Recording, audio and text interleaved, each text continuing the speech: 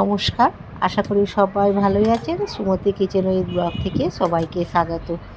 অনেক দিন পর আপনাদের সঙ্গে আজকে রান্না শেয়ার করলাম। মাঝে মাঝেই করি, আর সেরকম সময় পাইনি, সেই জন্য আপনাদের সঙ্গে শেয়ার করিনি। আমার ছেলে তো অসুস্থ ছিল, হসপিটালে ভর্তি ছিল, আইসিইউ ক্রিটিক্যাল রুমেই ছিল। সেখানে মোবাইল এলাও নেই, সেই জন্য আপনাদের সঙ্গে শেয়ার করিনি।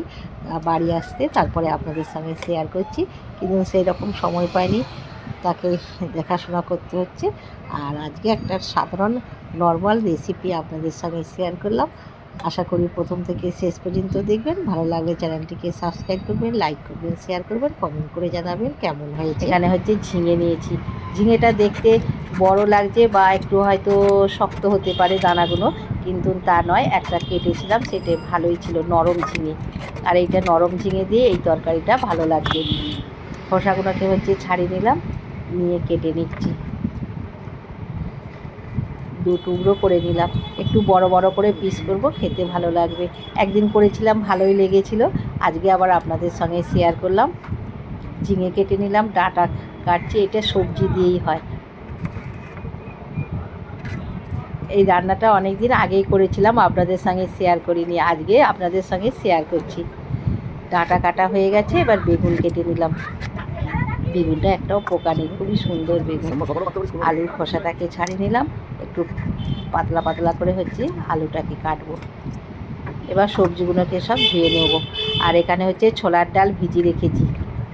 ছোলার ডালটা ভিজে গেছে, জলটা ছেঁকে নিচ্ছি।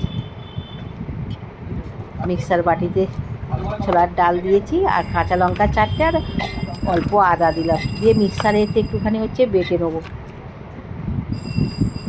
বাটা হয়ে গেছে, মিহিভাবেই বেটে নিয়েছি। এবার বাটির মধ্যে ঢেলে নিচ্ছি, একটু ভালো করে ফাটিয়ে নেব।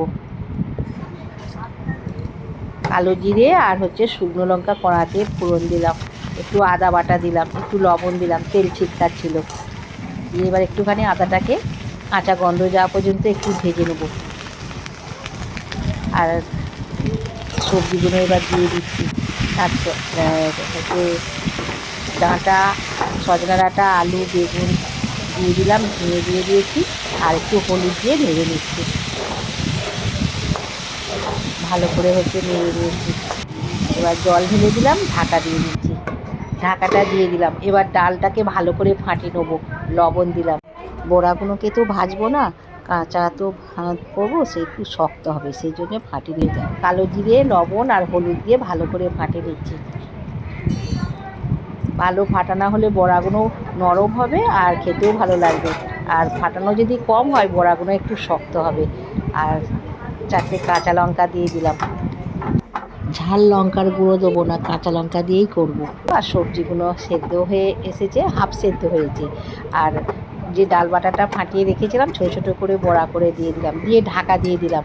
সঙ্গে সঙ্গেই কিন্তু নাড়া যাবে না, 2-3 মিনিট ঢাকা দিয়ে রেখেছিলাম। কতটা বড়া শক্ত হয়ে গেছে। বড়ার একটু যদি বড়াকে ভাজতাম, তেল লাগতো। যারা তেল পছন্দ করে না, তাদের এই রান্নাটা খুবই ভালো লাগবে। খুবই অল্প তেলে রান্না হলো। যারা তেল কম খায় তাদের পক্ষে খুব ভালো। 1 চামচ লবণ চিনি দিলাম, একটু মিষ্টি হলে ভালো লাগবে। আর একটু সর্ষে বাটা দিলাম। সর্ষে বাটা দিলে টেস্টটা আরও দ্বিগুণ হয়ে গেল।